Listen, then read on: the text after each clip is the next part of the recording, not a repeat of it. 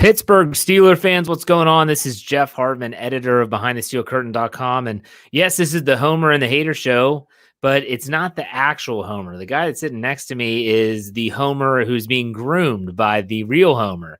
Lance Williams is off doing his own shenanigans. I'm not sure what that is, but I called up Bryan Anthony Davis, said, hey, want to join the show? And here you are. Welcome aboard, Bryan. I am glad to be here. I don't know if I have hater in me, but I know I am a homer. Yep. But Lance seems to think that I have the because of my initials that I would be a great heel, and I don't know if I'm heel material. We'll see. We'll see. I'm not sure how this will go, but want to start off by saying anyone out there that is watching, listening, that is a mother, has a mother, is able to be around their mother. Happy Mother's Day. I know that I wrote a story. I normally do this every Mother's Day. I do it on Father's Day as well.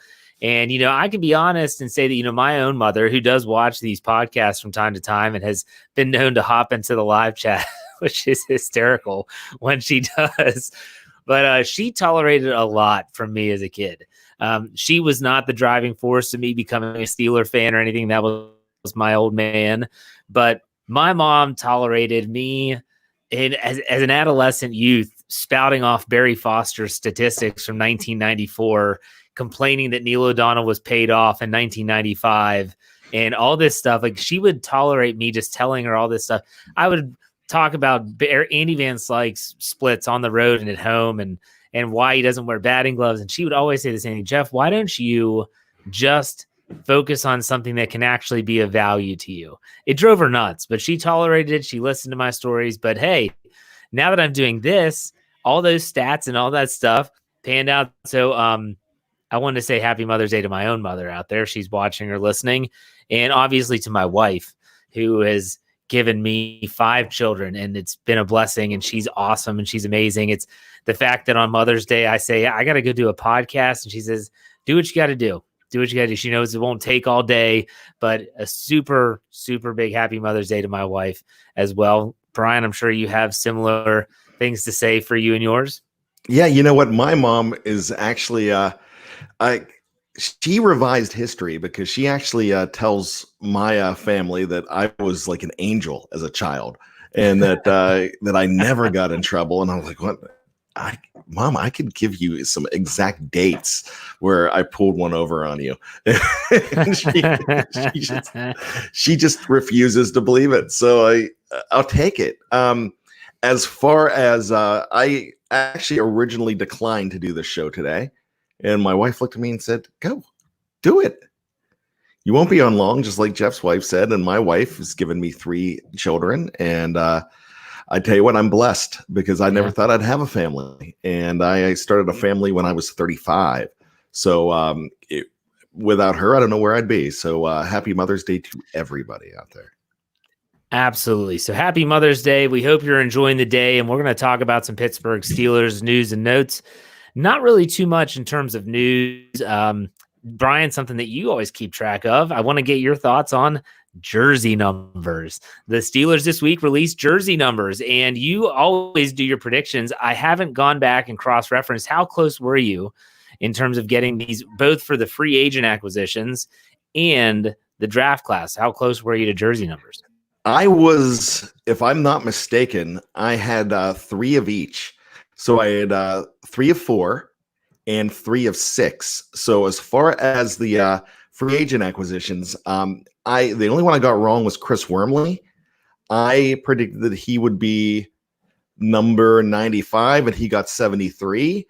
And one of the players, I believe Carlos Davis, I predicted to have 73, and he got 95. No, he got 69. 69. It was Wormley got 95. I'm sorry, it was Dotson. Okay. Yeah. So then Dotson got 73, and I predicted Wormley to get 73. No, Dotson got 69, and then Davis got 73. Okay, right? Then it was Davis, and I mixed it up. We're all over. We are all over the map right now. I did mix it up, but the one that I did not get right that I really didn't come close on was I thought McFarland would get 21. I did not expect him to put him into 26 right away. And that's what they did. I did get Antoine Brooks correct. I did not get Mr. Claypool right because of he getting 11, but I did get 3 of those right, including Antoine Brooks at 25. I know you talked about it on your show this past week. You think that was Ben's doing, not letting him take 83 because of Heath Miller? You know what? Dave Schofield thinks even more than I do. I'm not sure. I really didn't expect him to do it this year, to veto him. I don't really know why. I can understand last year saying, okay, you're a tight end, number 83. You've got to earn that number. And that's kind of what he did. I really didn't expect that to happen this year. So I'm actually going to say no, but I'm wondering if he did. To me, it's one of those situations. Heath Miller is an all-time Steeler. He epitomizes being a Steeler. He was a great player, great teammate. But the one thing is like that I don't understand is if a player can wear 82, or at 88, and we're talking about some of the greatest receivers in Steelers history here, what does it matter if Heath Miller's number gets used? Now, I know that there's those numbers that aren't retired but aren't in circulation. For instance, I don't think anyone's wearing 43 right now or has since Troy Polamalu retired. Not since. I don't remember as 12. There's never been a 12. There's never been a 32 and never been a 58. Okay. There has been a 59, but not very often, and they haven't done it for a long time. As far as Jack Ham goes, 52 is another one that has not been worn again. Right. So they have these numbers that I don't know. I do love the jersey number discussion, and with the rookies, sometimes they just get slim pickings. And don't forget, people, that rookies can still change their numbers. A lot of times, if someone that's on, let's say it's an XFL player that signs with the Steelers in the offseason and they have a number and then they don't make the team, sometimes the rookies will change their number. Not saying it's going to happen, but it could. So if you're rushing out there to get that Chase Claypool jersey, you're probably safe because he's their top draft pick. I think he's safe at getting 11. But at the same time, maybe someone that was like in the back end, I'm thinking someone like Antoine Brooks, or heck, I mean, some of the numbers just seem to fit though. Like Highsmith got 56. Like that's an outside linebacker's number. You know what I mean? So and I predicted that one actually. Yeah. So here's one thing though, Jeff. With the number 1 draft picks, the NFL does limit it, and we also had this discussion with the possibility of Minka Fitzpatrick changing his number because the NFL protects that number for a while, or you have to buy those jerseys back. So while you can move it, you need they don't like to do it. Yeah, there's a penalty if you go ahead and change at this point. So they're pretty much married to that number. So especially if you're a number 1 pick, you're number 11 now, or if you're Tua down in Miami, you're wearing number 1, and that's what you're wearing. Yeah, that's a good point. And we're going to focus on the rookies today, but also any new player to the system. And this is all stemming from, obviously, this really awkward situation that our country, our globe is in right now with COVID-19 and the uncertainty around that, and the sports world, which is not of the utmost importance, but it is still a talking point. And we are a Steelers show, so we're going to talk about it in that context. Moving forward, the NFL has said that they are going to be holding organized team activities, or OTAs, and potentially even mini camps and things like that from a virtual standpoint. Now, that doesn't mean that Chase Claypool is going to be running routes in his backyard and there's going to be a film of someone watching him. Maybe they do that. I don't think they will. But ultimately, it comes down to they're going to be learning things like the playbook, going into meetings, watching film. All those things can happen virtually. But that's not ultimately what the talking point is today. After we're done with this, by the way, we're going to get to some Q&A, so have your questions queued up and ready to go after we're done with this. Brian, the question on the table is, this virtual offseason workouts, how do you think it's going to impact the new players to the Steelers? I think in the headline I put the rookies, but I think for the discussion, you can also throw in Eric Ebron, Stefan Wisniewski, even Derek Watt, all these players that are new. What are your thoughts on how that's going to impact them with not having the physical repetitions that you would normally have? I think they're going to be behind a little bit, and not because they're not professionals, and not because they really they can't adapt quickly. We have seen it over time. When Ben Roethlisberger doesn't have time with a player, it takes a while for them to get acclimated into the offense. The last one that I could probably bring up would be Vance McDonald. It took him quite a while to get into the swing of things. Now, one guy that it did not take a while to get into the swing of things with Ben was Ryan Switzer.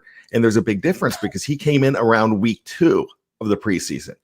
So he came in late, but he came in week 2. So as long as they have some kind of time, they shouldn't be really as set back, because you need time. Ben needs time with a player to get acclimated to him.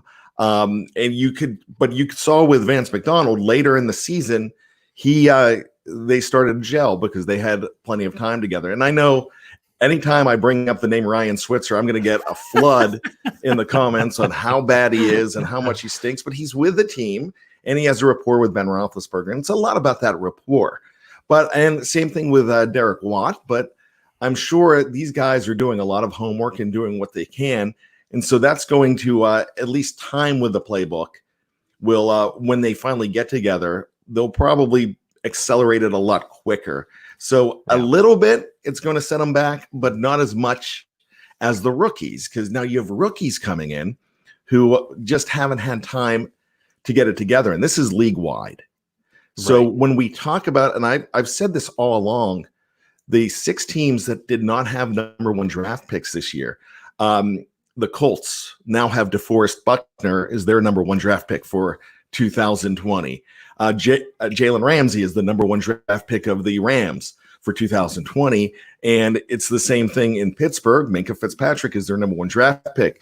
Now, that was timely for them. Sure, they missed out on a number 1 pick, but the guys that replaced those number 1 picks are already completely acclimated to the team. So the rookies coming in, it's going to be, you're not going to see a superstar right away come in because they're going to need more time. And, when you think about it, it kind of softens the blow. Wouldn't you agree to the fact that the Steelers didn't have a lot of picks, only 6 draft picks total, no first round pick? Yeah, you want those players, but in terms of having an impact in 2020, you think about the Miami Dolphins, who had 14 picks going into it. Now, they didn't end with 14 players, but still, they would rely on rookies to come in and play right away. The Steelers don't necessarily have to do that. You agree with that sentiment? Absolutely. You're looking at the same thing with the Arizona Cardinals gave up a pick to Miami for their running back last year, Kenyon Drake. And so now they got, I think, a 2 or 3 back is what Miami got back. But that player has to get acclimated. Drake's been there a while, and he could just walk right into the season. I mean, he is good enough for that team that they were able to get rid of David Johnson, and that helped net them DeAndre Hopkins. So, those trades where you think you're giving up a draft pick, and you are giving up a draft pick, but in this 1 year, 2020, the odd year that it's going to be, it's actually advantageous.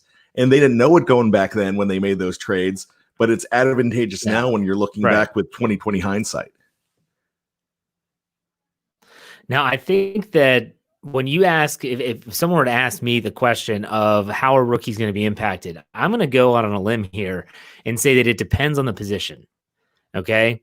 If it is a position that is reliant on someone else, it is going to impact them greatly, mainly wide receivers, because what do you need to have to really get all that connection with the quarterback? You need physical repetitions. Ben Roethlisberger needs to see Chase Claypool where he wants that ball thrown on the back shoulder in the red zone. How does he run his cuts? Is he sharp on his cuts? Does he round them off more? That only happens in physical repetition. However, go to another position, say like Highsmith, the pass rusher from Charlotte. He is going to be able to dictate his own game. It's him versus the tackle. Now, that doesn't mean that him getting reps wouldn't help. It would. He'd be able to work with coaches specifically for pass rushing, but ultimately, he's not relying on anyone else. He's relying on himself. He goes out and makes the play. I'd even go as far as saying that running back is similar. Now, they do have to work with the offensive line. They have to work on, okay, how do they set up their blocks, stretch read plays, all this different type of stuff. But for the most part, a running back, it's based on vision, explosion, and then just being decisive with the football in their hands. With that said, I look at the list. Okay, so let's go through this and say on a scale from 0 to 10, 10 being it's going to impact them the most, 0, it's going to impact them the least. Chase Claypool, how would you say that this virtual offseason is going to impact him and his production in 2020? I would say an 8. I was going to say 7 or 8. I do think that he's still a physical freak that can just go out and make plays. There are still those situations, and my gosh, we've seen it for years with Ben Roethlisberger, where it's, hey, I'm just going to throw it up, go make a play. He can still do that. So I think he's going to be okay to an extent, but in terms of the fine, minute details, it might be a little different. We talk Alex Highsmith. What do you think about him? I would go ahead and say 5. He has to learn the scheme still, but that's for anybody. But, he should pick it up a whole lot quicker because of exactly what you said. Okay. I'm going to say that, it's going to be around middle of the road, 5, 6. I think coming from Charlotte, he's going to be going against some really good competition compared to what he saw when he had 14 sacks last season for Charlotte in college, but still not as bad. Now, again, 0 to 10, 10 being it's going to impact them the most, 0 being the least. Let's go to the 4th round pick, the first of 2, Anthony McFarland, running back out of Maryland. Now, look, with a running back, I would typically say a 4 or a 5. But in this situation for him, I'm going to say a 7. And the reason I'm going to go ahead and say that is because he has to battle other guys. And the whole thing is time. And that time on that practice field, that time at St. Vincent, that's crucial for him. And the time in rookie minicamp, they need to see more of him. And he has to beat out other guys. Now, if he was coming in a situation where they had a huge hole at running back, and they don't.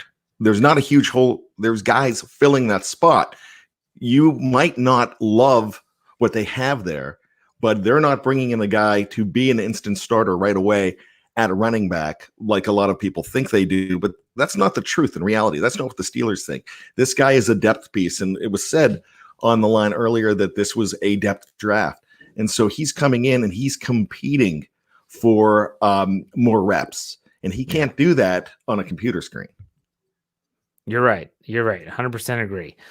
With Anthony McFarland, though, I'm still going to go about 5 or 6, similar to Highsmith in terms of impact. He's the type of player that's going to play in spots anyways. They're going to try to put him in position to really maximize his worth to the team. They're going to try to get him in space, make a man miss, and just go. You get mesmerized by watching that 2018 film against Ohio State where he lit up the Buckeyes. And you see, oh my gosh, there is a ton of potential with this kid. I think they're going to use him wisely. Let's go to the other 4th round pick, Kevin Dotson from Louisiana Lafayette, the offensive guard. What do you think? I'm going to say 5. I actually think he comes in a very good position here because he really comes in at the end of the depth chart with the arrow pointing definitely up, because in front of him, he's looking at the possibility of Matt Filer. If Matt Filer is indeed the starter at guard, if he's not the starter at tackle, Wisniewski is there too. And Wisniewski comes in with not only pedigree, but great performance, especially 2 out of the last 3 Super Bowls. So this guy has an opportunity to learn on the job. And when he does get in there, to impress, but he doesn't have to come in right away. His job is safe. He's probably the one guy that everybody's thinking, yeah, he's making the team regardless. I mean, we can say that about Claypool, though, but his position, he's already slotted in behind these 2 guys. And they're really not expecting, and you do not want him starting over Wisniewski and starting over Filer if that's the spot, and the reason you don't is because that means those guys were disappointments.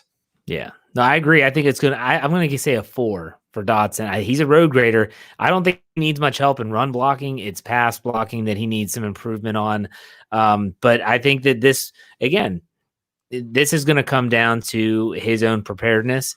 And a lot of people say that, playing at a smaller school like Louisiana Lafayette is going to hurt him more than help. We'll see. We shall see. Let's go to this is the tough part now. You get into those late round picks, 6th round pick, Antoine Brooks out of Maryland, who reported yesterday the Steelers are going to work him more at safety than linebacker. It was projected, or I guess suggested, that it maybe he would be a hybrid player. What are your thoughts on Antoine Brooks? You know what? He's a guy that being a 6th round draft pick, you've got to impress more. And the reason I'm going to say that is we have a perfect example from last year, Ulysses Gilbert III. He came in, a lot of people predicted that he would be lucky to make the roster. He would be lucky to make the practice squad. And he made the 53-man roster based on how he impressed in camp. He needs as much time as possible. So I would probably say that he would need an 8 or a 9, not just because of his position, just because of where he was picked and how he's probably, if you're looking at the team as a whole, a 53-man roster, he's probably in that 48 to 53 range. Yeah, I agree with your 8 with him in terms of how much this is going to impact him, because if he's going to be safety, he's going to be going up against some other more veteran seasoned players, whether it's Marcus Allen, Jordan Dangerfield, who know the system. They've been in the system. And if you're going to fight for reps outside of special teams, you need those reps. So it is going to be important. Lastly, let's go to Carlos Davis, your son, defensive tackle from Nebraska. What are your thoughts on him? I'm going to say an 11, because he has not had the time to go and look for naked pictures of the breasts of whether it be Mike Tomlin, Kevin Colbert, anybody, the play-by-play guys, the equipment managers. He needs to find dirt on somebody, and he can't do that from home in the computer. If he's going to beat out a guy like Daniel Shadetree McCullers, who obviously has had time to do all that, because that's why he's still on the roster. I'm going to go with a 10 as well. I don't want to call him out because he does listen to our podcast. He's been on a podcast with Dave Schofield on the Stat Geek, and that is Jeffrey Benedict, who writes for BehindTheSteelCurtain.com. He's a great film room guy for us, X's and O's, and I can see the back end of stuff, so can Brian. And when he started to do a film room on Carlos Davis, he had it titled Carlos Davis Film Room, this guy's out. It was that bad. He's a project. Everyone knows he's a project. And so because with that, I think that he's going to miss these reps. I know that we had a writer, Michael Beck, yesterday who projected the stats for the rookies this upcoming year, and he had him slated on the practice squad. I think that's a very good realistic expectation for him, but it's gonna kill him. It's gonna kill those project players. Any project player, not just on the Steelers, anywhere in the NFL, a player that was picked that is going to be maybe switching positions or being considered a quote unquote project.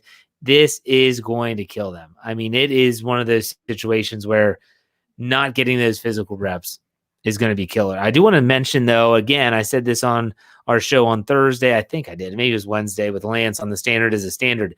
The NFL has stated that they are not going to reopen facilities until every single facility is able to be reopened across the nation. So that means that when you look at the hotspots in regarding to COVID-19 in California, in some places, in New York and New Jersey especially, those are going to be the places you're going to have to watch, because even if Pittsburgh's doing well and their numbers are down and Governor Wolf says, okay, we're going to lift some of the restrictions and they're going to be able to reopen, the NFL says, other than guys getting treatment, no, you cannot go back yet, because it would be an unfair advantage. Don't you agree, Brian? Absolutely.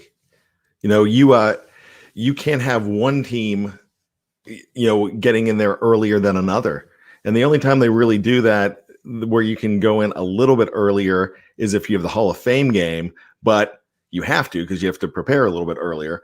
But with it just being now, if you're in there and I'm still at home eating Cheetos, that's a disadvantage. Yeah. You're right. Okay, let's get to some questions in the live chat. I put out a question to say, anyone have any questions of the show? Some are piling in. Let's get to some of these. Ron Chess says, as a rookie, do you feel McFarland, the running back, or Claypool, the wide receiver, make a bigger impact as a rookie? What do you think, Brian? I still think it's Claypool making the biggest impact because he is going to have more of a chance to start, even though he might not be starting. But you're going to have those 3 and 4 wides a whole lot more than you're going to have the third running back come in. Yeah, because McFarland is one of those guys, and I really don't want to say this. I'm knocking on wood. My desk is made of solid wood. I just knocked on it there for everyone that's superstitious. What's intriguing about him is similar to what was intriguing about Dree Archer. I don't want to go there. I know oh my gosh, I know that's the kiss of death. He's not the same player. I want to make that very clear. He's not the same player. Dree Archer and Chris Rainey, you breathed on him and they fell over. I think that he is a lot more well-rounded. He is a different style of player, but the intrigue is not going to lead to repetitions as necessarily as a rookie. Does that make sense? Am I making absolutely? Okay. And if I can make you feel better, though, a lot of that Dree Archerishness you could put that along with a guy like Tyreek Hill. True. Tyreek Hill came in as just a fast guy that was going to have to earn a whole heck of a lot, and he found a way to turn it around, even though different position.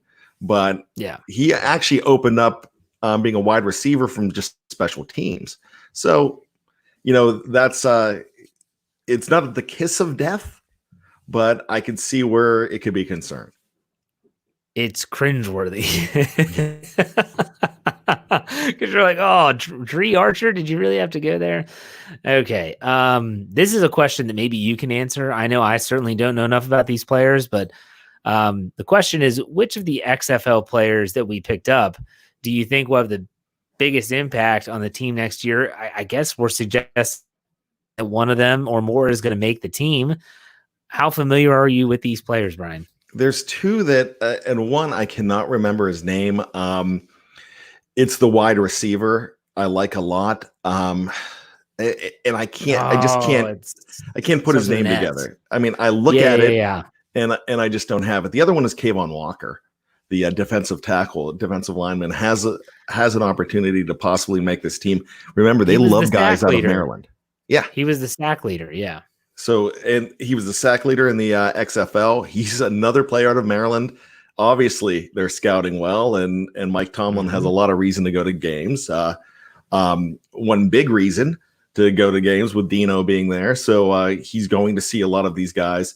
So, Kayvon Walker is a guy that definitely has some potential to, make a splash and get in there. Saeed Blacknall. So, yeah, I'll forget that tomorrow too.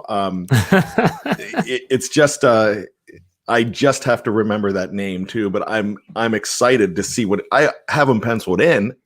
It's just I have him penciled in on the 53 in September, but as XFL guy. Right. Yeah. No, I get it. I'm not going to pretend that I know enough about these guys to answer that question. So we're going to move on. Snowman puts $2 in the tip jar.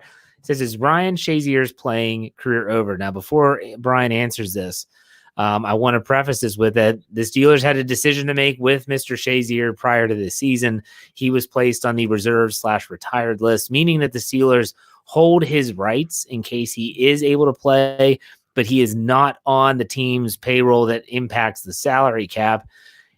He is still a part of the organization from last I've read. But the question is his playing career over? Brian, what do you think? I think it is. I really think that even if he comes back, it's going to be awfully hard to come close to the precision and the speed and be close to being the player that he was. But I am fully supportive of Ryan Shazier keeping the dream alive. I'm fully supportive of the Steelers keeping the dream alive and saying, if you can come back, you keep working, because somebody, I mean, just because of the physical damage, there's a lot of mental stress of somebody that really wants to get back out there, and they need that carrot. They need something to push for. So I would never go up to the guy and say, "You're never playing again." I think the odds are really tough. I don't think he's going to play again. But if one person with the heart that we've seen has a chance to do it, it's a guy like Ryan Shazier and others in this situation that are going to press on and do whatever they can to shock the world, and at least don't take the opportunity away from them to do it. I agree. And people have asked me this a million times since 2017. And people will say, well, he shouldn't, or he couldn't, or this. And it's like, why would you want to place limitations on a man who's working hard to get back to being right? Maybe being right might look different than what it did just 3 short years ago. And it's like you said, dangling that carrot, something to strive for, something that's going to keep him motivated.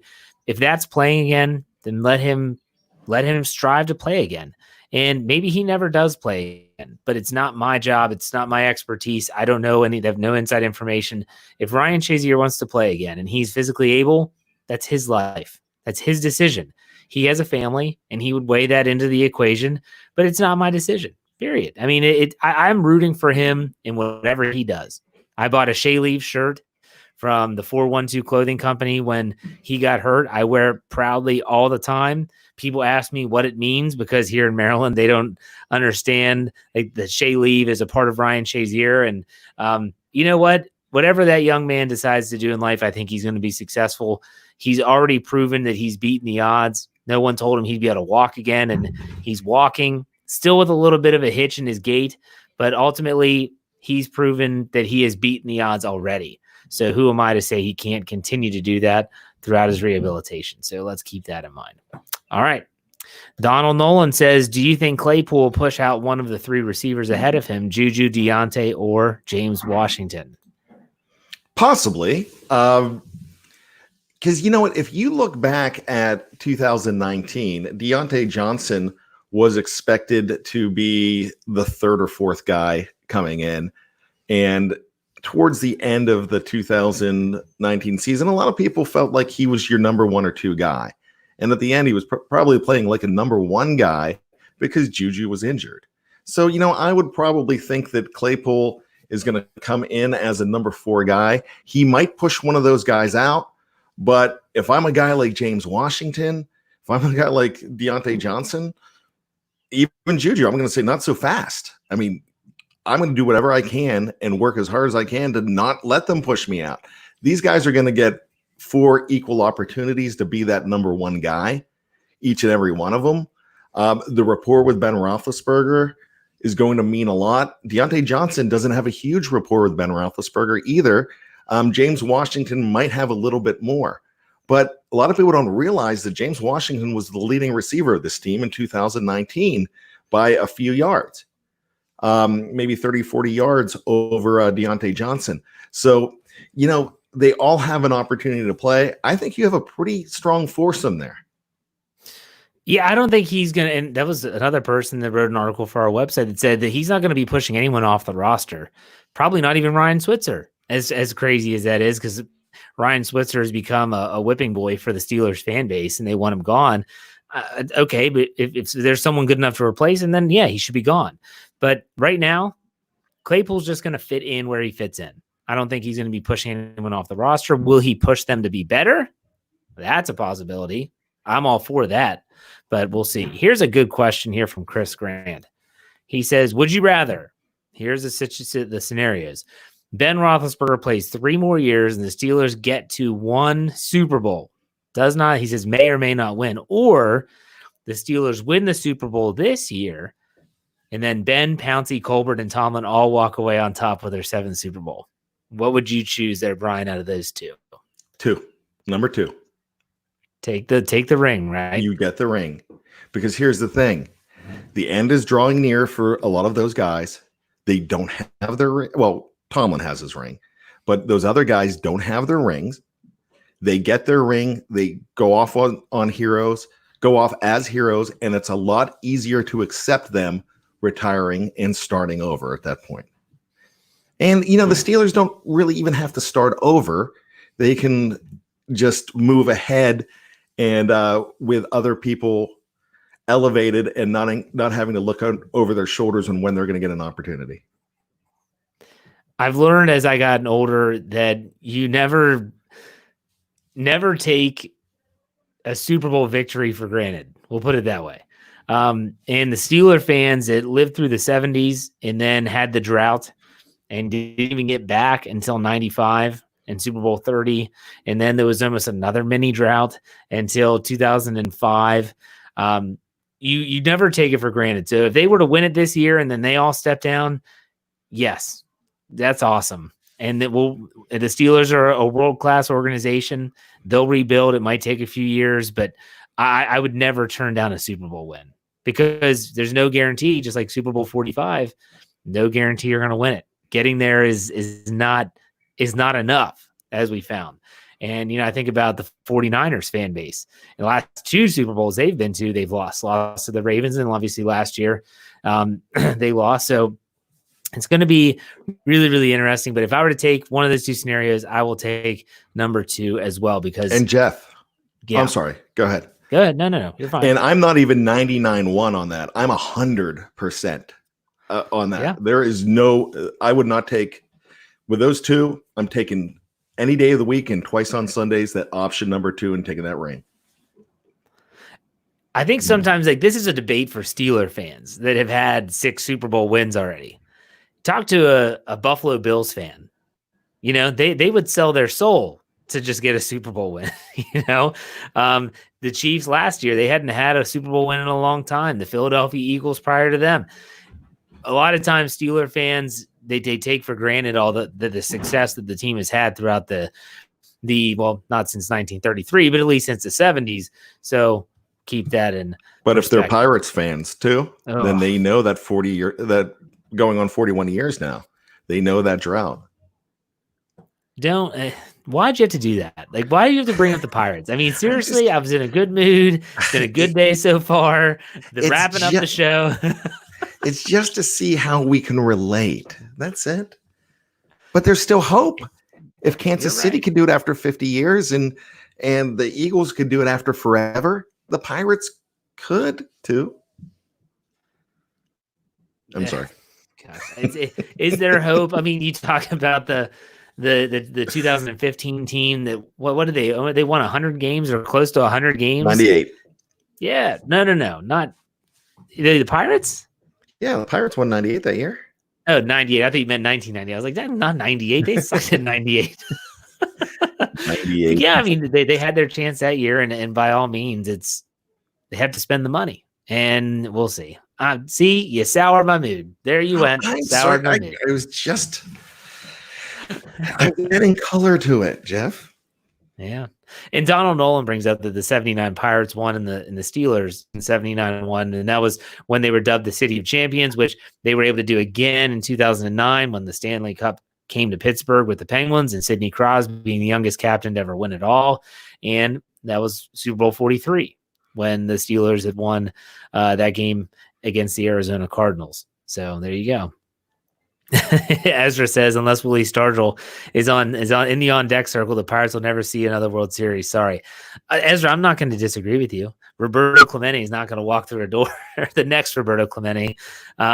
It's a sad state of affairs. But you know what? Brian and I are both Pittsburgh fans, and people ask me all the time, "Oh, you're a Steelers fan?" And I always say the same thing. I'm a Pittsburgh fan, meaning I like the Steelers, Penguins, and the Pirates. I have a love for them that is equal.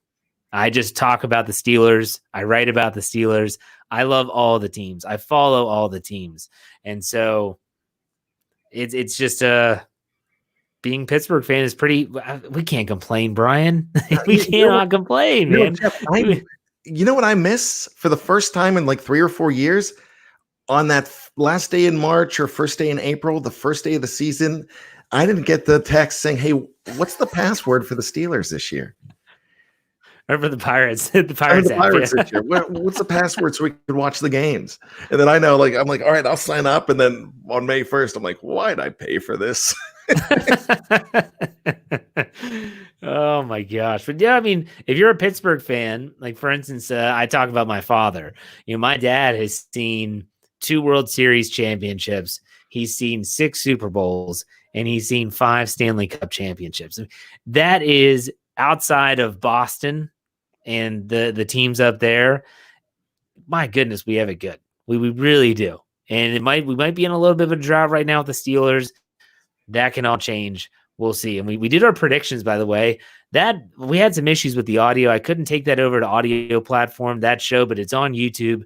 Check it out. We all gave our 2020 Steelers predictions, so check that out. But Brian, anything else you want to add before we call it a show and we go enjoy the mothers in our lives for the day? To add on to what you were just saying, the schedule looks beautiful. I really like the balanced schedule that the Steelers have, even with the 1-3 down the stretch as far as home games to away games. I know that's one for their last 4 and as far as home games, but the games really on the road aren't that bad in that final stretch.